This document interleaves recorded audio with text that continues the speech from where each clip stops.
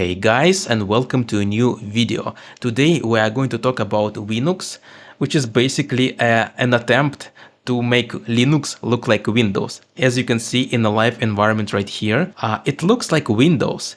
So there is basically Microsoft Edge browser, which is like the main thing Windows has. Copilot button. We are going to press it later. And then, yeah, if we go here on the official website, it says Winux operating system, Windows theme over Linux. No hardware limitations, no absurd requirements and stuff like that. The interesting thing is that when you press here, it goes to SourceForge page. I would expect it like a direct download, but no, this is kind of strange. Dark light theme, which is kind of nice, and zero hardware requirements. Well, this is not true because it still has some kind of hardware requirements. You need to have a capable machine to run it, right?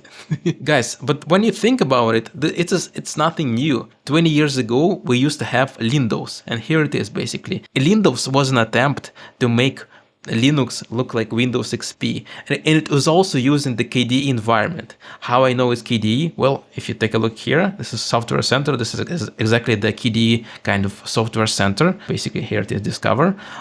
But also, if you open Explorer, it's not really Explorer. This is just the Dolphin. Basically, here it is, like KDE stuff. And it's funny. It's really funny that history repeats itself. Basically, the same thing over and over again. The main idea of this operating system, I think, is the ability to run Windows applications natively without even installing Wine and stuff like that. And that user, most likely the Windows user, will just transfer to this environment and feel like at home. Let's actually open settings here. Power tools control. It's actually gonna look like settings. Applications, system, Bluetooth, network. Yeah, I'm exploring the system with you right now and it looks funny. Let's go ahead and install it and see how it works. Let's open up. Welcome to Winux 11 installer. American English. Yeah, typical Linux installer. Nothing that much interesting, I would say, but let's try it out. Okay, region, default ones. Okay, next.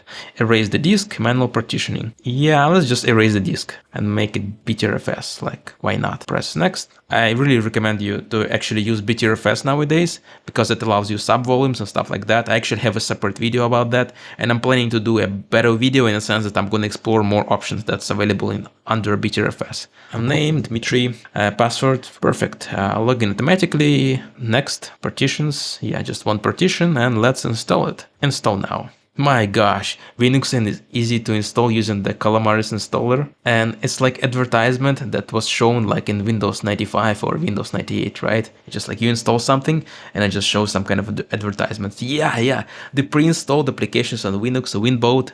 I have a video about Winboat as well. OneDrive, Copilot, only Office. Let's see how it actually works. I can press this button and see the log. Yeah, basically uses Calamaris installer. Windows desktop is very similar to Windows and it's customizable. It really is. That's funny. If you press the button. This is like Notepad, right? No, this is not Notepad. Well, it is. That's kind of advanced Notepad.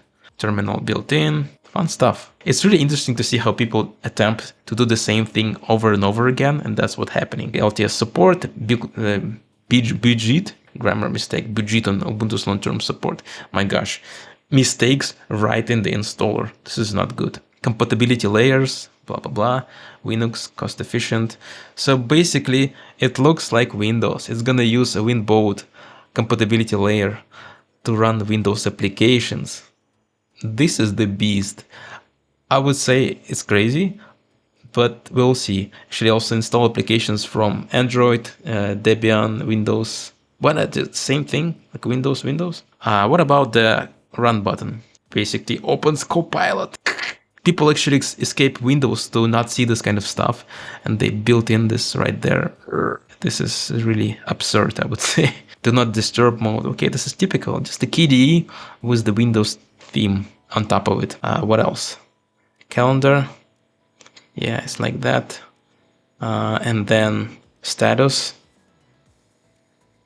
networks, and disks. Yeah, the KDE stuff basically. And the volume control. Yeah, not like Windows 1, I guess. Widgets. My gosh. Okay, all done, done. To shut it down and restart, we're just gonna press, no, not system settings, this button. Power options, restart. Really interesting. The loading spinner looks like Windows indeed. My gosh. Okay, come on. Winux with Copilot. This is insane, guys. I'm not sure about copyrights because like Microsoft does not like this kind of stuff. What is that? Windows 11 Twilight. Windows 10 Twilight. And you can pick any theme you want. Wow. Windows 11 Twilight. Okay, applications. Yeah, it looks nice. So let's open the apps. All apps. Android file transfer, Arc, like an archiver, a calculator, cheese, Google Chrome, games launcher. It's really good combination of software, I would say. And then on the Office Word, let's just open up this one. It looks familiar, I would say, to Windows users. Guys, also please subscribe to the channel. We'll have more stuff coming soon.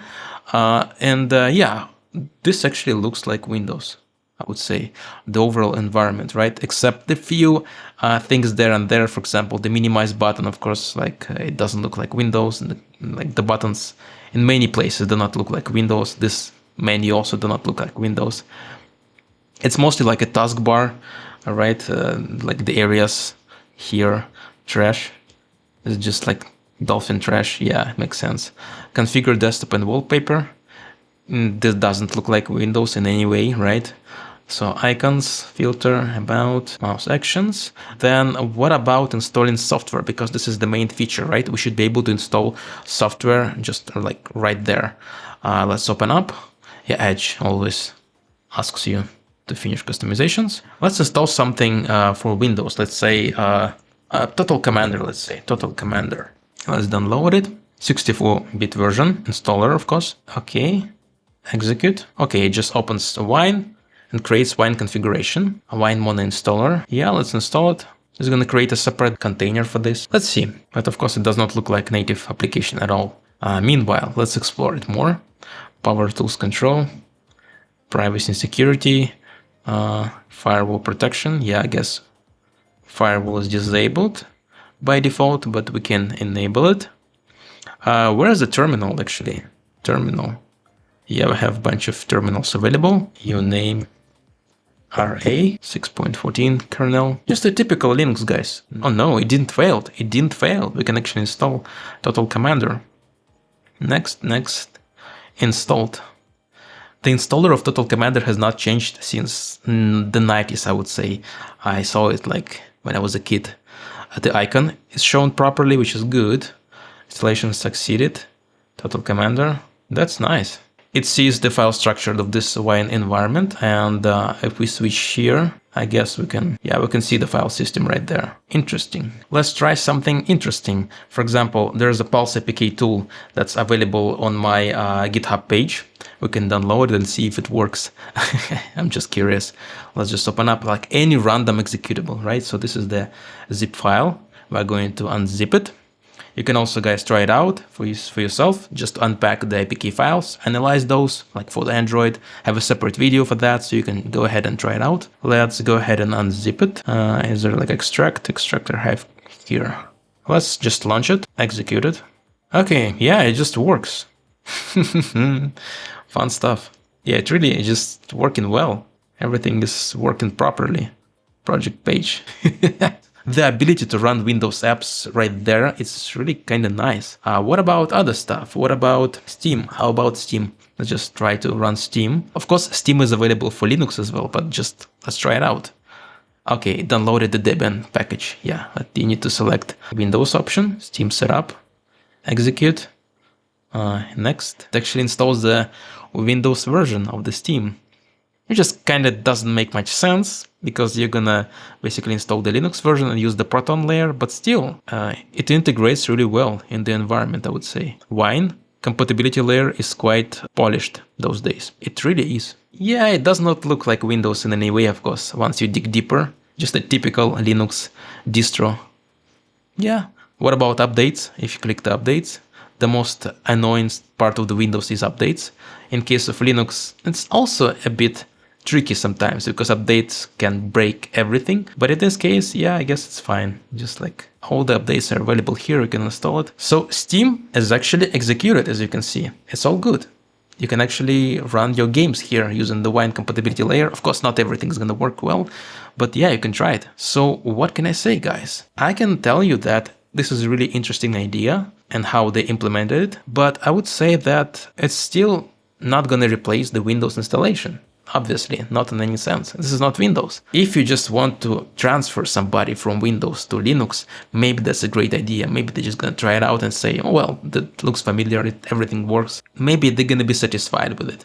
By the way, memory usage is like 5 GB total, which is, I guess, fine for KDE and a bunch of compatibility layers. It's not that bad. It's not worse than Windows, I would say. Okay guys, thank you for watching. Please press the like button if you liked the video, subscribe, and see you soon. Bye.